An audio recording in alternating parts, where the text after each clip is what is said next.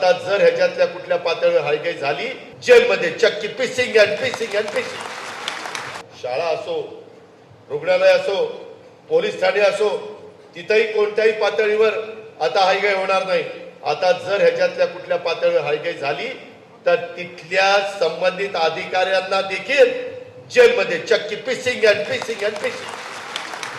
त्यालाही सणाला सोडायचं नाही. मला एक गोष्ट तुम्हाला सांगायची की आता मधल्या काळात काही त्या बदलापूरला काही दुःखद घटना घडली. म्हणजे महिलांच्यावर, मुलींच्यावर कुठं ना कुठं अन्याय अत्याचार होतं. एक मिनिट हो, तेच सांगतो ताई, मी तेच सांगतो. ऐकून घ्या, तुम्ही बसा. तेच सांगतो, जरा नीट ऐका. माझं बोलणं झाल्यावर मग मला बोला. महिलांवरचा अत्याचार हा अक्षम्य गुन्हा आहे, अक्षम्य गुन्हा आहे. त्याला माफी नाही. दोषी कुणी असो त्याला सोडणार नाही. ऐक ना बाई, सरकार येतील, सरकार जातील, पण महिलांच्या सुरक्षेबाबत कोणालाही पाठीशी घातलं जाणार नाही. महिला सुरक्षेला सर्वोच्च प्राधान्य, सर्वोच्च. त्यामध्ये हे मी तर सांगितलं की यंदा तर फासावरच लटवायचंय, त्याच्याशिवाय दुसरा इथं हे नाही. तुम्हाला हेही सांगतो, परवा पंतप्रधानांच्या कार्यक्रमाला मी होतो जळगावला. भारतीय न्याय संहितेतील तरतुदीमध्ये आता महिलांना घर बसल्या ही तक्रार त्या ठिकाणी करता येणार आहे.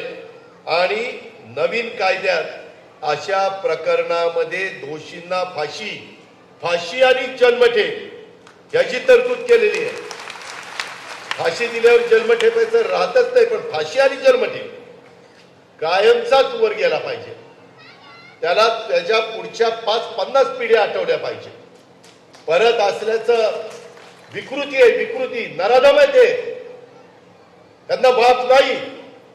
त्याच्या संदर्भामध्ये जे काही EFIR सुविधा आपण सुरू केलेली आहे, बऱ्याचदा महिला घाबरतात, कसं जायचं. आता EFIR म्हणजे FIR नोंद होत नव्हती, वेळ लागत होता, अडचणी येत होत्या.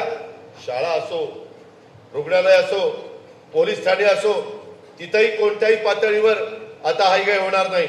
आता जर ह्याच्यातल्या कुठल्या पातळीवर हायगाई झाली तर तिथल्या संबंधित अधिकाऱ्यांना देखील जेलमध्ये चक्की पिसिंग अँड पिसिंग अँड पिसिंग. त्यालाही सणाला सोडायचं नाही. त्याच्या घरी बायका पोरं नाहीत का या पद्धतीने वागतात? आणि बदनामी कारण नसताना आम्हा लोकांची होती. आम्ही एवढं कडक वागत असतो. आज माझी माय माऊली तिथे एवढ्या महिलांच्यात सांगते की आमच्या सुरक्षेला सर्वोच्च प्राधान्य द्या. काय तिचं चुकलं? अगं बाई, कठीण आहे. तुझं भलं करतोय, तूच मला सांग परत. त्याच्यामध्ये या पद्धतीनं आपण पुढे चाललेलो आहे.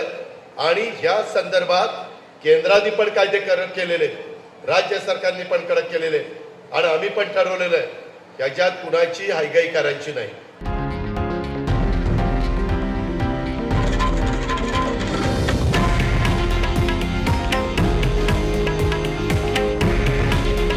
हे आहे देशातील नंबर 1 न्यूज नेटवर्क आणि आपण पाहत आहात TV9 मराठी.